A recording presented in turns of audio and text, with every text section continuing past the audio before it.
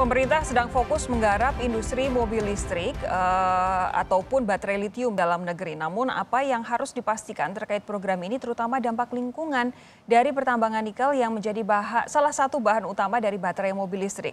Kita bahas bersama Koordinator Nasional Jaringan Advokasi Tambang atau JATAM Merah Johansyah dan peneliti senior Indef Eni Sri Hartarti. Selamat malam Bu Eni, selamat malam Pak Merah. Ya, selamat malam. Saya mau ke Pak Merah lebih dulu dari Jatam. Jadi ini kan pemerintah memang tengah menggencarkan penggunaan energi yang ramah lingkungan.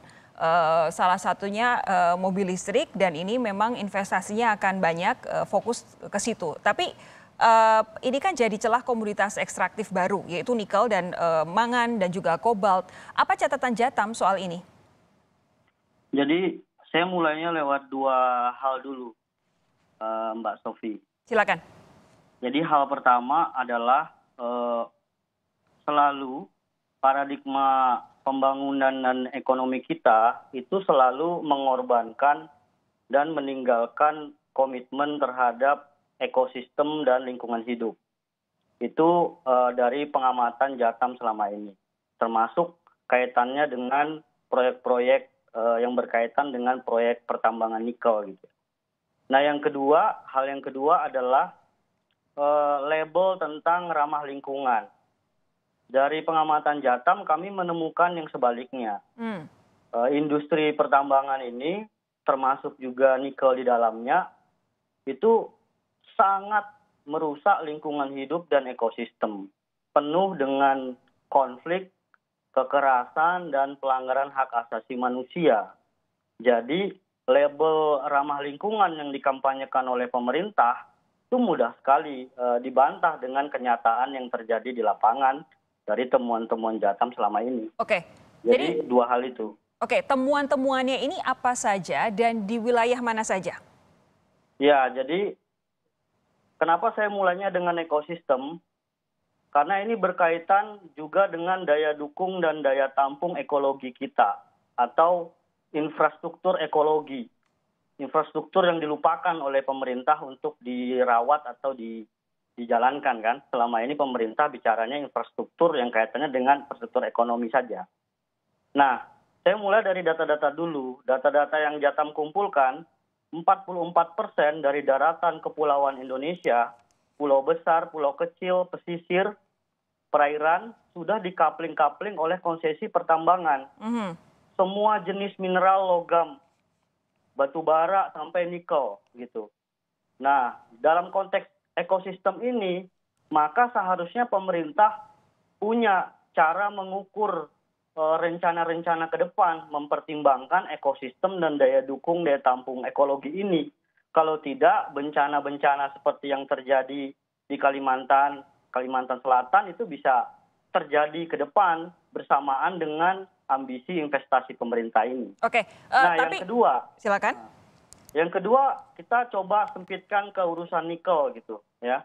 Jadi dari catatan Jatam ini ada 600-an izin usaha pertambangan nikel yang dikeluarkan oleh pemerintah Indonesia.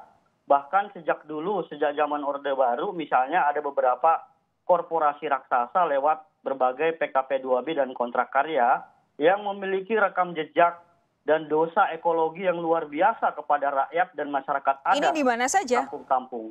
Nah, paling besar memang kalau kita bicara nikel ini, kami mencatat ada 156 konsesi pertambangan di 55 pulau kecil. Jadi cerita di balik nikel ini adalah cerita penumbalan atau mengorbankan pulau-pulau kecil di Indonesia bagian timur untuk dikeruk demi ambisi kepentingan investasi yang selama ini ada di pemerintah. Oke. Dari 55 pulau kecil itu, 26 diantaranya adalah pengerukan nikel yang tersebar di Sulawesi Tengah.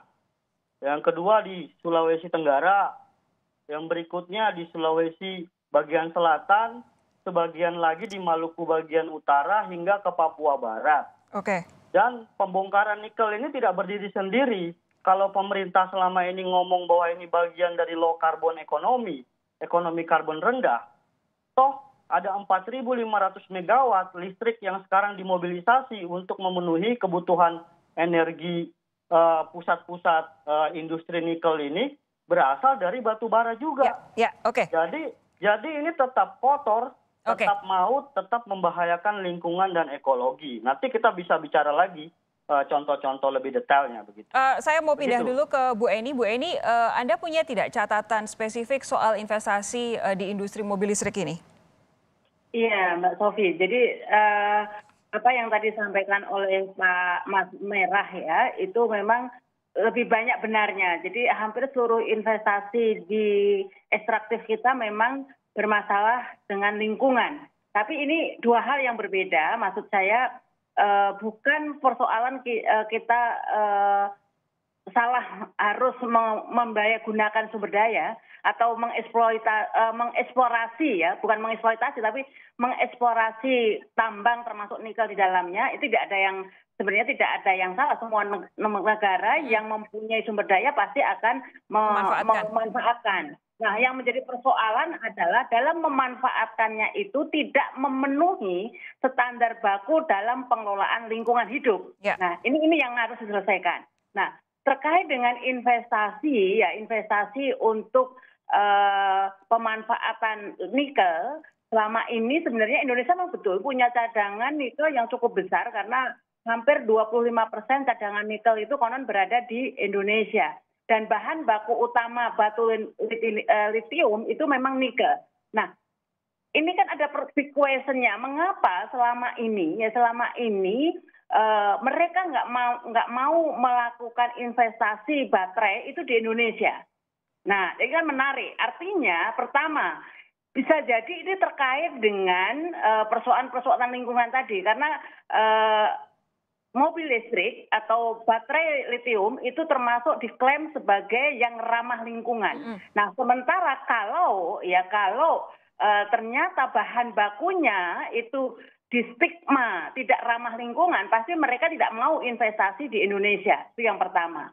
Nah, yang kedua adalah tadi kalau mendengarkan pemaparan Pak Kepala BKPM, seolah-olah semuanya sudah selesai. Kita belum tahu persis sebenarnya dalam tahap mana investasi di batu litium itu benar-benar akan terrealisasi di Indonesia. Karena yang baru kontrak setahu saya baru satu yang disebutkan tadi yang dari Korea gitu. Yang kemarin bilang 5 itu 4-nya itu masih dalam tahap rencana.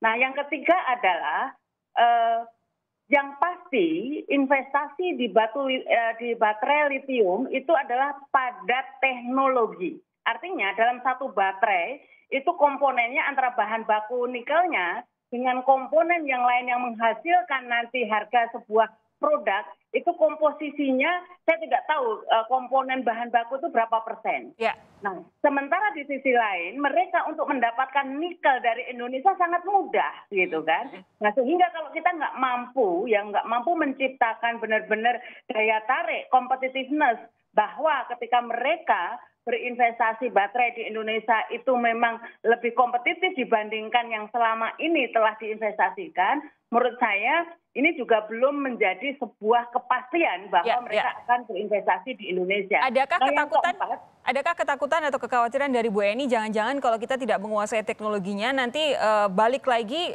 kita hanya bisa ekspor bijinya saja begitu? Tidak sekedar itu, apa yang dikhawatirkan Pak Merah tadi akan semakin terjadi bahwa Indonesia hanya dimanfaatkan sebagai eksploitasi bahan baku yang lebih murah gitu kan, dengan berbagai macam nanti justifikasi lingkungan gitu. Nah, tetapi yang lebih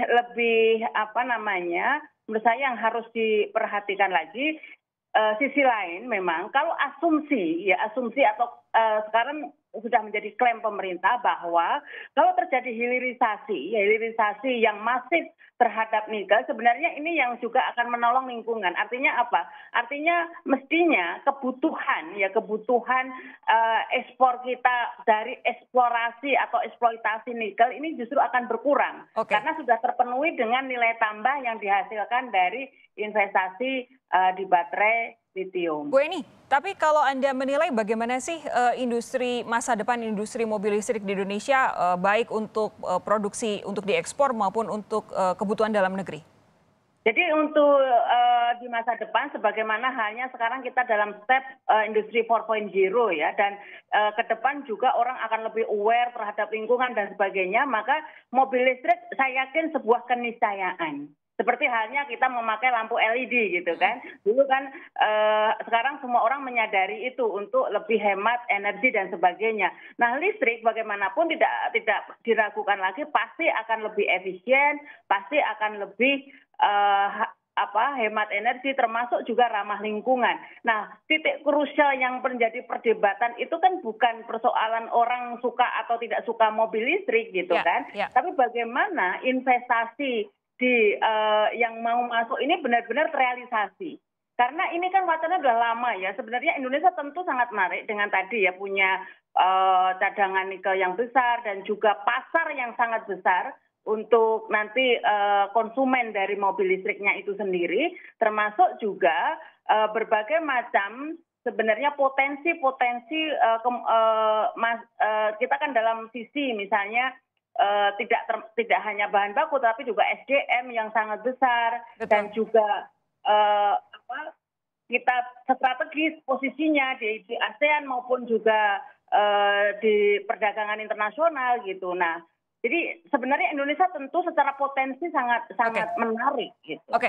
Terakhir untuk Pak Merah, jadi kalau di satu sisi kita harus memanfaatkan apa yang ada, di sisi lain kita harus memastikan bahwa apapun pemanfaatan ini memang benar-benar untuk sebesar-besar